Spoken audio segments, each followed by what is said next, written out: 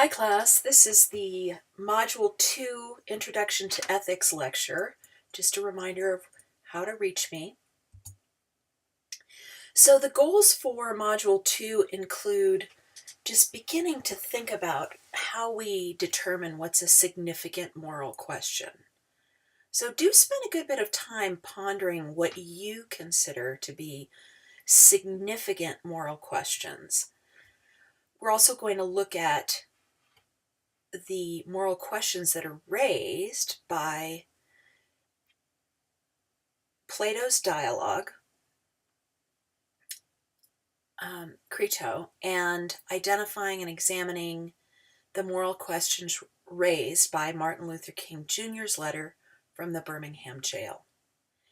And then finally, as soon as kind of getting a handle on what you identify as significant moral questions and seeing what moral questions are raised in these two different texts, to create your own philosophical argument about one or the other or both.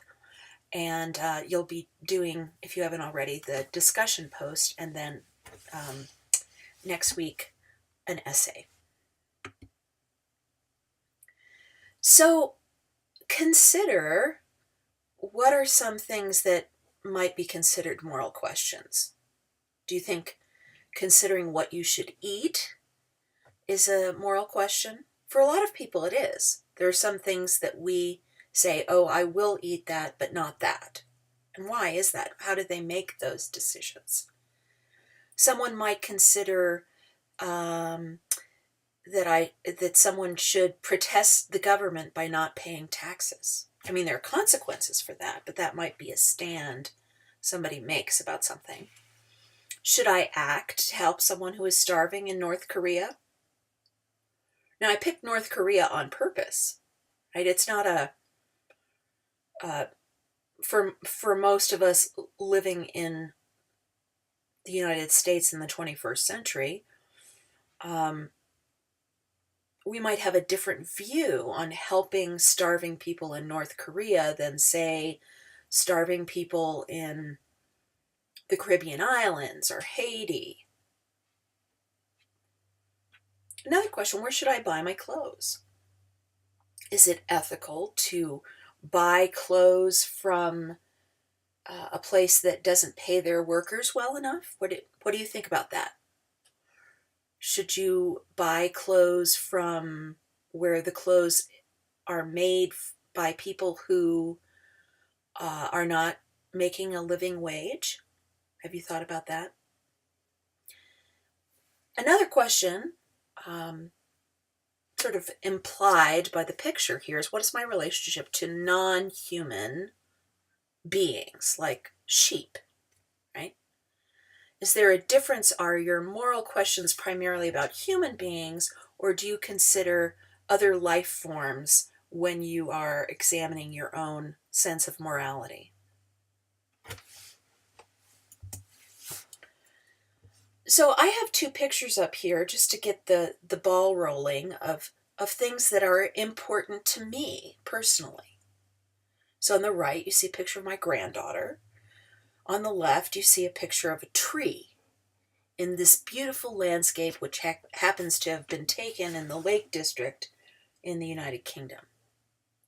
So often I think that pictures are the best way to kind of grab your emotional attention. So what pictures do you have in your world that you find that are really important to you? I mean, maybe you have a church or a synagogue or a temple or something that's identified with your values. Maybe you also have a picture from nature. I'm sure you have pictures of family members, right? So think about your own what you construct in your world, your day-to-day life, as being what's valuable, right? So that's the first level of examination. But then also, what about the values of the other, the people that we don't know? So I have two different pictures here. One was taken very recently in the flooding, horrific flooding in Houston, Texas. So this picture was posted in the Florida Times, but it's actually from Houston, August 2017. So people being helped, fleeing from dreadful, horrific storm conditions, right? Does that evoke sympathy in you because you think of Texas, and or maybe you know somebody who lives in Texas, or you've lived in a flood zone? So is that something that calls your, do your system of values include considering people you don't know, but people who live, let's say, within your own nation? And then on the right-hand side is something that I thought most of you might not be familiar with. Perhaps you are. I certainly haven't been as familiar with the crisis in, it's actually a huge religious conflict between Buddhists and Muslims in the northern part of Myanmar, which is what used to be called Burma. And so there are a lot of displaced persons, mostly Rohingya, which are a Muslim group from this northern part of Myanmar, who have been driven out and their villages have been burned. This is a picture from a refugee camp that was taken in May 2016, but there's actually huge, this crisis continues. So there's a huge influx of people leaving Myanmar because they are being persecuted by Buddhists who want them out of the state. So is that something that you would consider? You might want to do a little bit more research on it. Like, how many other parts of the world are experiencing some kind of catastrophic suffering, whether it's to natural disaster or human conflict? And do you construct a set of values that looks at people who might be completely outside of your tribe or group or your nation? Why or why not, right? So a little bit of background on Plato. And some of this is going to be repeated in the other little YouTube videos that I posted. But I kind of wanted to hone in on some of the core ideas that we need to be clear on with Plato. So Plato lived in the 5th and 4th century BCE. So just so you get used to it, because I'm my area of expertise primarily is in the study of world religions and philosophies from both the West and the East. It's a convention, and this is true in philosophical circles as well, to use the nomenclature of before Common Era instead of BC, which stands for before Christ. This acknowledges that really everyone in the world is not basing their views on Christ's birth or death. Okay? So it may seem unfamiliar to you, but I will always use this nomenclature when I'm talking about BCE, and then in the modern era after, which in Christian terminology and Western nomenclature is often referred to as AD, which doesn't mean after death. It means Anno Domini, in the year of our Lord. So instead of AD, when we get there, you'll see that I use the nomenclature CE, or Common Era. So just to get that cleaned up. So Plato is a prolific writer, and this is how we know what Plato thought about Socrates. It's really contained in many of his works were written as kind of dialogue formats. So a conversation between Socrates and some other interlocutor or questioner. So he founded the first university, which was called the Academy. But I want to point out something which I bet, at least half of you have heard of before. And that is really the essence of Plato's philosophy can be contained within what's called the allegory of the cave. The allegory of the cave is found in the in Plato's book 7 of the Republic. So I'm going to explain this. There's several different ideas that are contained or explained or implied by the allegory of the cave. So I'm just going to refresh or tell you what the allegory of the cave is. So it's kind of a story or a myth, and in the voice of Socrates, Plato has conceived the following vision. So imagine there are prisoners chained in such a way that they face the back wall of a cave. And they've been there for life, and they can see nothing of themselves or each other. They only see the shadows on the wall of the cave. These shadows are cast by a fire that burns on a ledge above and behind them. Between the fire and the prisoners is a wall-lined path along which people walk carrying vases, statues, and other artifacts on their heads.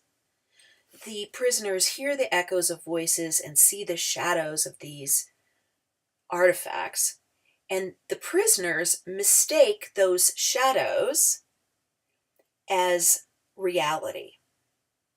Now, the movie The Matrix, the first movie, The Matrix, really is founded on an exploration of this allegory of the cave. So Neo is at first chained and a prisoner like everyone else until he escapes. So that's where we get the continuation of the story, because Plato, through the voice of Socrates, imagines that one prisoner gets unchained, right? So this is the Neo character, and he's actually escapes and is able to see the true source of the shadows. So there is, and behind and above, there's all this bright sunlight. The prisoner is forced up a steep and rugged ascent, brought into the actual real world. So then he's used to shadows, and he must actually look at trees. He's used to shade, and he has to actually see the sun itself. And this works as a kind of allegory for Plato of what it means to become educated or enlightened. And so Plato suggests that if this prisoner, right, if Neo comes back to the cave, everything that he reports would seem ridiculous to the people who are chained, because that's all they're used to. So they wouldn't believe him, and they would try and even kill him, right? So again, here now we see the connection to what you all are reading, which is about the death of Socrates. So if somebody teaches you something that sounds ridiculous, this is what Plato is saying, you might not believe them because it's so far out of your wheelhouse, so far out of your worldview. So what we see is there's this whole confluence of ideas that gets generated by this story of a prisoner in a cave who gets out and then tries to come back and inform the prisoners, the other prisoners who are still stuck there, what's going on.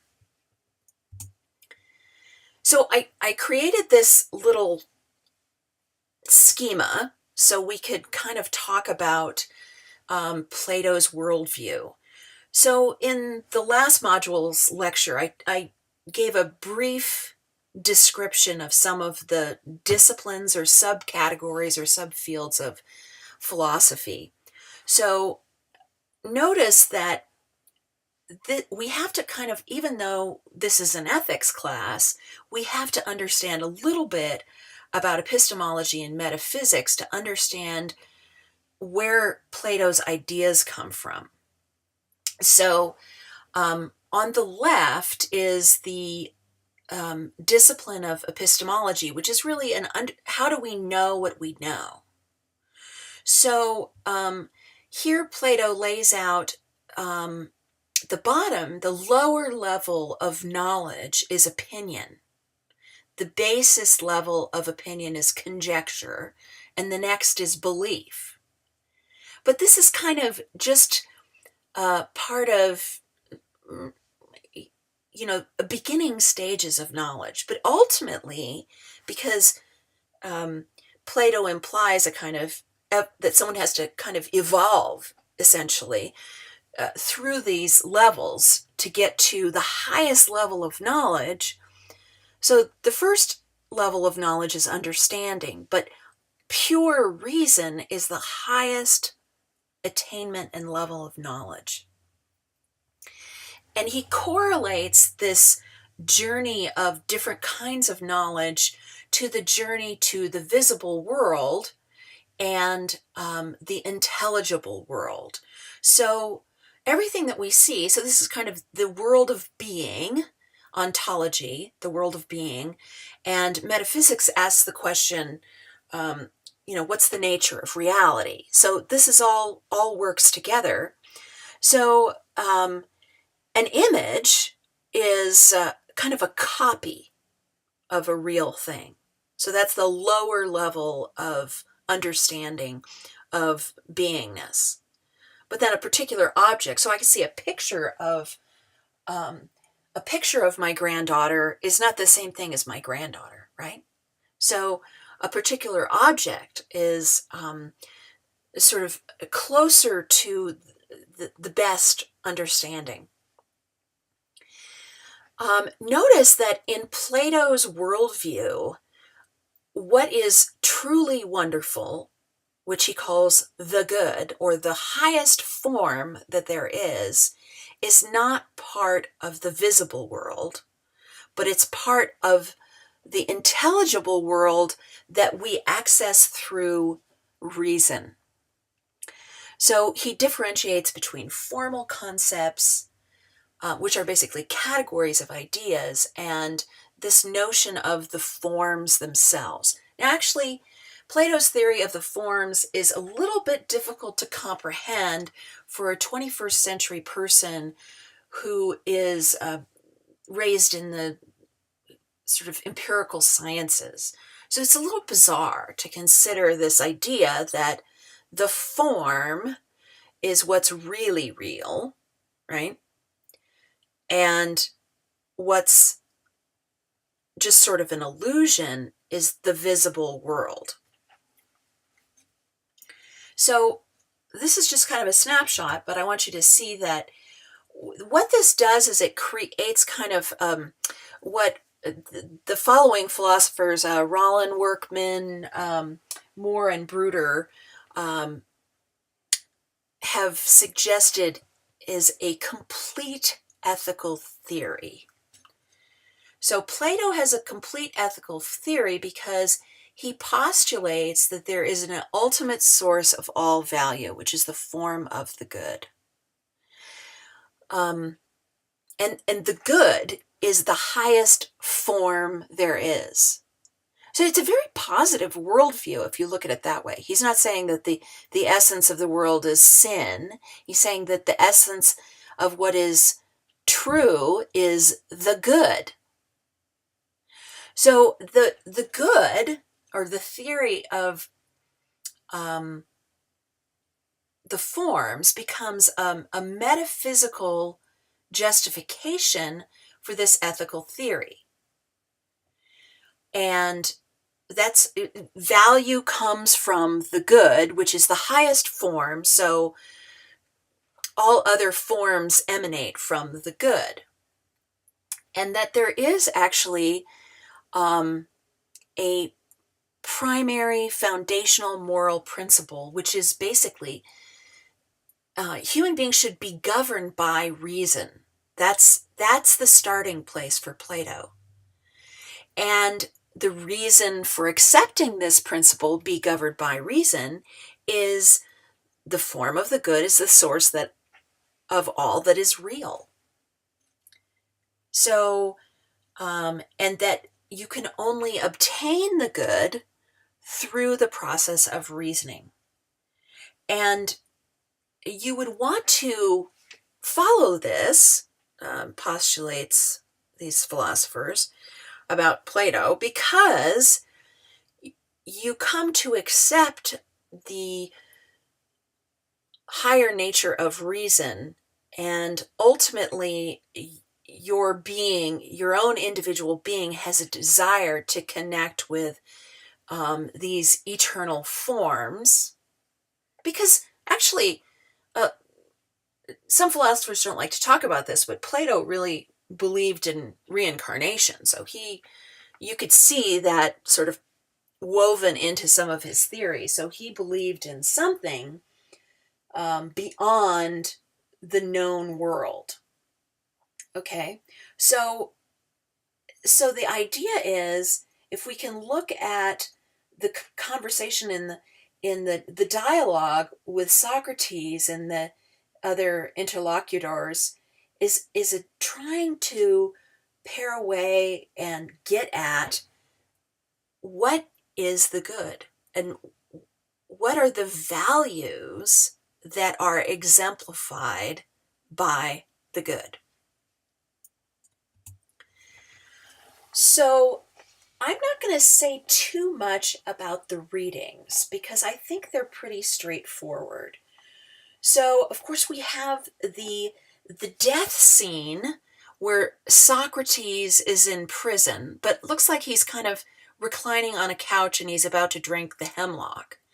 And there are people around him who are sad because he has made this decision, right? But we get the sense that this might not be a prison in our own understanding and exploration of prison, but it was literally a prison, and he was sentenced to death because of his teachings.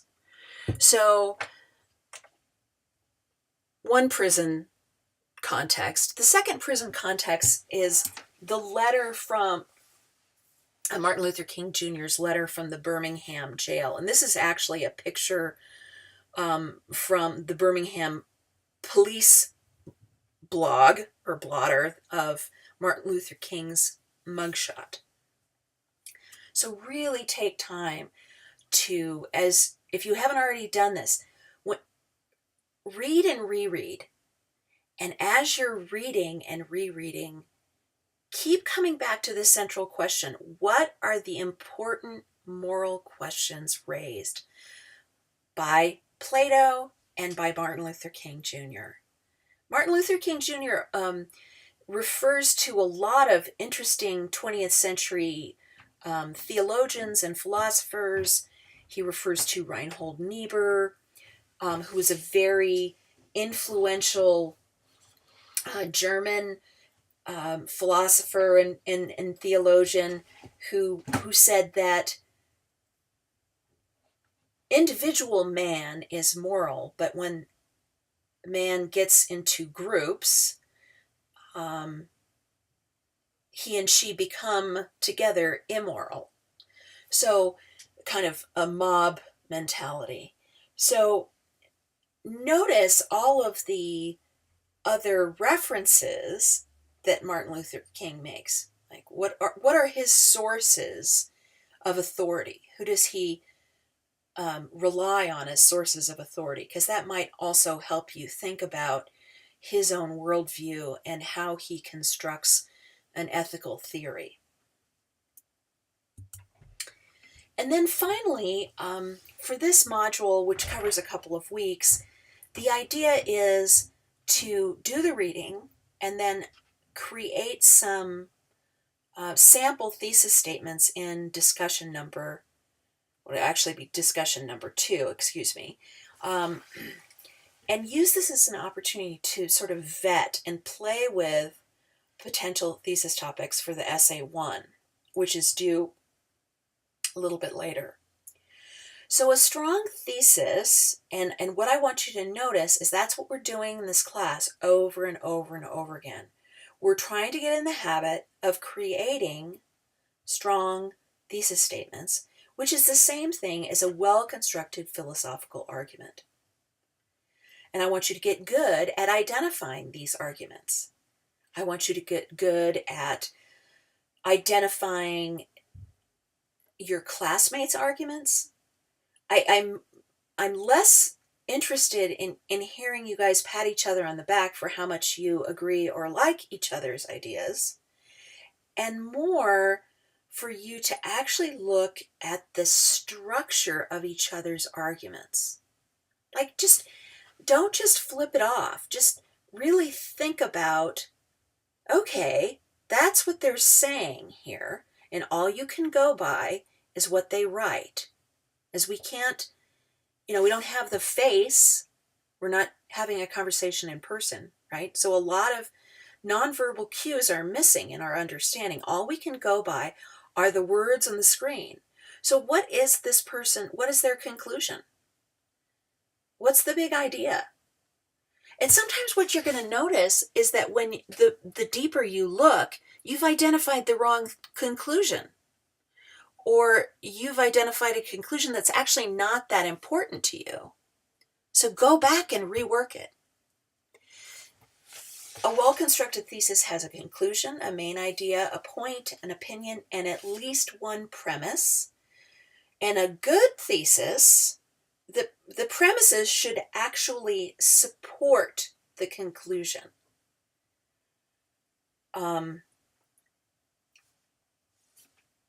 If I say, I don't eat meat because I personally just like the taste of vegetables, right? That's sort of an argument, but it's not an argument which really applies to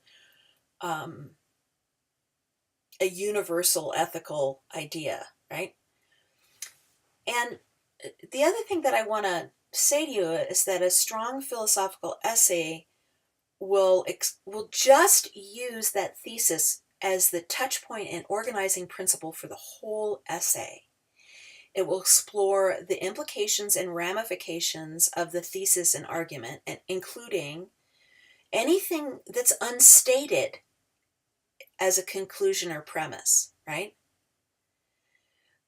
Also consider exploring the counter arguments to the thesis. Imagine what the person who would disagree with you would say and argue against them, right? And then finally, look at the bigger picture. So you have this idea, and I want you to get better at just keep rolling it out. What does this mean? If I believe this, or he believes that, or she believes that, what's the next logical conclusion? Go use reason to push the boundaries and explore more.